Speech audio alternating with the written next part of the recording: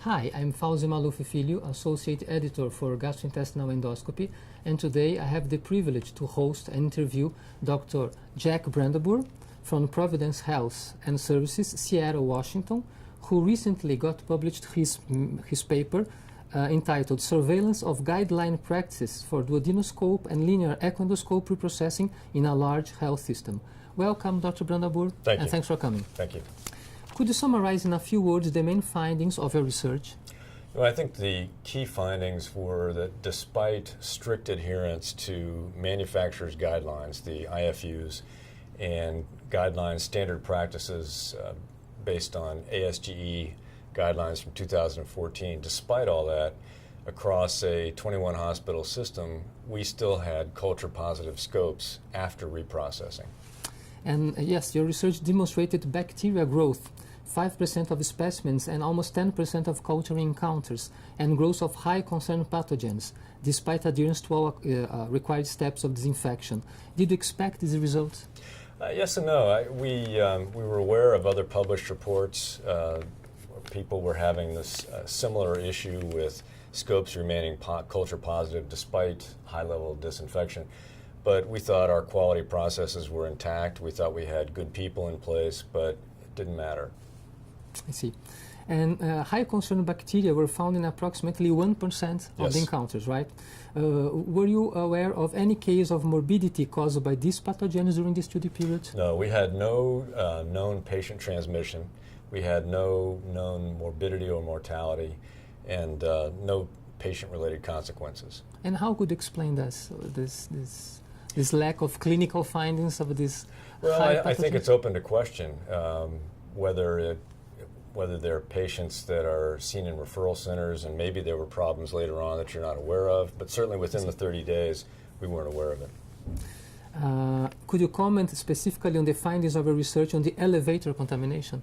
Yeah, the elevator has been called into question in numerous studies because it's clearly difficult to clean because of the tight engineering.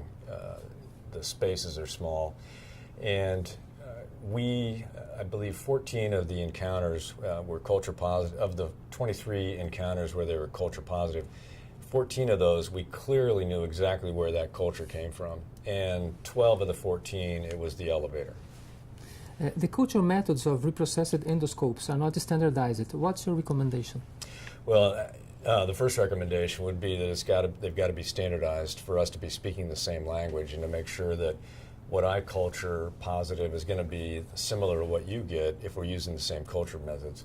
We got a lot of guidance and assistance from Alex Callan and his group at the CDC about how to set this up. It basically involves 2 techs every morning in a sterile fashion collecting these. It's labor intensive, it costs a lot of money, and you got to have a lab that's willing to take on all these cultures. I see. And in your opinion, how often should duodenoscopes and linear US scopes be surveilled for contamination? That's the hot burning question this week, and having been to several talks and symposia this week on this, we don't have the answer as a system. Clearly, we need to be doing it often enough as a safety check or a quality check of our reprocessing efforts. It also, if you're doing it at some interval, allows you to find those duodenoscopes and linear echoendoscopes that have critical defects that you weren't aware of. Because in our study, we found 2 scopes that were repeatedly culture positive. We sent them out and they had critical defects. And after they were refurbished by the manufacturer, they were no longer positive. So somewhere in between daily and frequently enough to find problems is going to be the answer. I see. Great. And you comment in your paper that there are real-time non-culture monitoring methods to detect scope contamination. Which are them? They're validated? Well, really it's ATPase, ATPase. Which is really just a rough screen of has your bedside clean and your manual clean been effective. And it's not sensitive enough, and we've not utilized it. And now the last and tough one. Based on your research, what do you recommend in terms of disinfection to the high-volume centers that perform lots of ERCP and linear US every day? Well, in August of 2015 in the US, the CDC and the FDA offered up 4 options for augmented reprocessing, if you will. You can do culture and sequester or quarantine, which some places, notably Virginia Mason, has championed.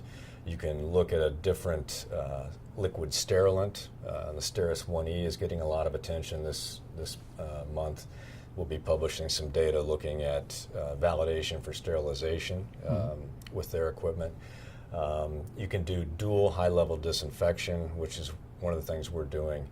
And then culture, surveillance cultures. And right now we're doing surveillance cultures as part of a prospective randomized trial looking at single versus dual high-level disinfection. We're doing that in conjunction with the CDC and the FDA. We're about 60% through that, and we should have some answers by early fall.